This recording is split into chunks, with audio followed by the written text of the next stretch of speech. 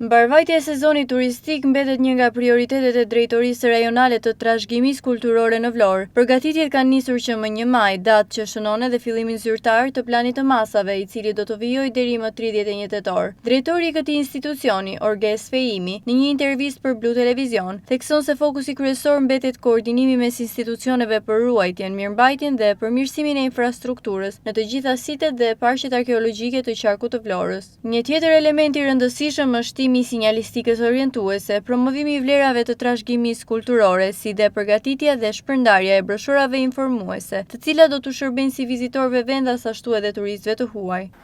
Tashmë jemi në kulmin e sezonit turistik, ku sezoni turistik ka filluar që prej datës 1 maj të këtij viti dhe përfundon në datën 31 tetor të këtij viti. Sigurisht sezoni turistik ka dinamikën e vetë, qoftë në problematika që ndeshen gjatë sezonit turistik, por edhe në përgatitjen paraprake që ne duhet të kryejmë si institucion për një sezon turistik sa më të suksesshëm brenda pritshmërive tona. Dhe për të gjë, si çdo vit, Drejtoria Rajonale e Trashëgimisë Kulturore Vlorë merr masat paraprake për sezonin turistik. Unë do të veçoja disa prej tyre. Së pari ka të bëjë me koordinimin institucional, qoftë me institucionet të nivelit qendror, por edhe me ato të nivelit vendor, ku Drejtoria Rajonale e Trashëgimisë Kulturore është pjesë edhe task force-s së sezonit turistik për vitin 2026, bashkëpunimi i cili lidhet kryesisht me ruajtjen, mbrojtjen e monumenteve të kulturës dhe siteve arkeologjike, por edhe me përmirësimin e infrastrukturës për këto lloj monumentesh apo sitesh arkeologjike. Së dyti kemi të bëjmë me riparimin dhe zvendësimin e të gjitha tabelave orientuese dhe shpjeguese, plus edhe shtimin e tyre në ato raste ku është e nevojshme, pasi siç dihet gjatë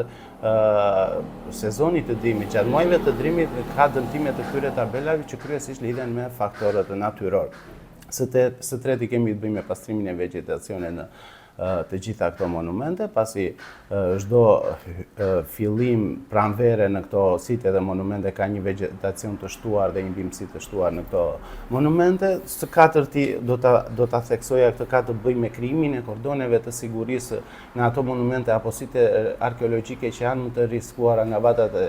zjarrit, pasi siç ju jeni ndjeni, viti 2025 ka pasur një numër zjarresh të shtuar, të cilat kanë arritur deri edhe të riskonin monumentet të kulturës, por për fat të mirë nuk kemi pasur asnjë prej tyre të dëmtuar nga zjarret. Së pesti është pajisja e biletarive për ato monumente dhe sitet arkeologjike që janë me biletari, me fletpalosje dhe broshura që të jetë një informacion i shtuar edhe për vizitorët. Kemi të bëjmë së gjashti me promovimin e monumenteve të kulturës dhe siteve arkeologjike, pasi është një gjë shumë e rëndësishme për institucionin tonë, por edhe për t'i njohur dhe për t'i orientuar edhe më shumë vizitorët rreth këtyre monumenteve. Kemi të bëjmë së shtati me riorganizimin e gjithë kapaciteteve të institucionit, pasi siç ndodh edhe çdo vit me urdhër të Ministrit të Turizmit, Kulturës dhe Sportit, miratohen të gjitha,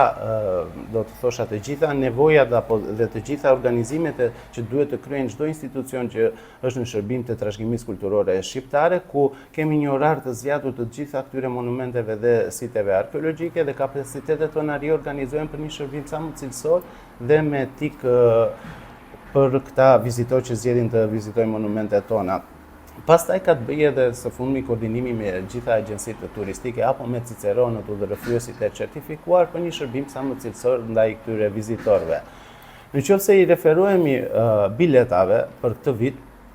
dhe shifrave krahasimore me vitin e kaluar, gjatë 6 mujorit të parë të vitit 2026 ka pasur një rritje të numrit të vizitorëve. Për vitin 2025 gjatë 6 mujorit të parë kanë qenë rreth 13.760 vizitorë që kanë vizituar monumentet tona dhe sitet arkeologjike për 7 monumente dhe site që ne i kemi të vizitueshme kundrejt biletës. Kurse për 6 mujorin e parë të vitit 2026 në total kanë qenë 18.696 vizitorë. Kjo shifër do të ishte edhe me lartë nëse do të përmendim, do të kishim edhe Kalan e Kaninës, pasi siç ju e dini, Kala e Kaninës është në proces restaurimi dhe që prej muajit maj të vitit 2025 ka qenë e mbyllur.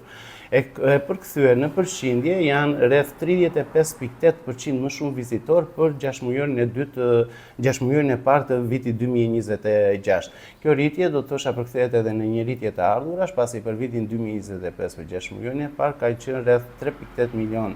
të ardhurar nga biletarit, kurse për 6 mujorin e parë të vitit 2026 ka qenë rreth 5 milion lek të reja, ku janë dhe rreth 1.2 milion lek të reja më shumë, rreth në përqindje rreth 35% vizitorë më shumë. Dua të theksoj faktin se ky trend i rritjes së numrit të vizitorëve nuk po pasqyrohet edhe në fillimin e 6 mujorit të dytë të vitit 2026, ku në ditë e para të muajit të korrikut, por edhe në vazhdimsi, kemi pasur të njëjtën numër vizitorësh me vitin 2025, por jo të njëjtën rritje siç ja u theksova që ka qenë për vitin 2026.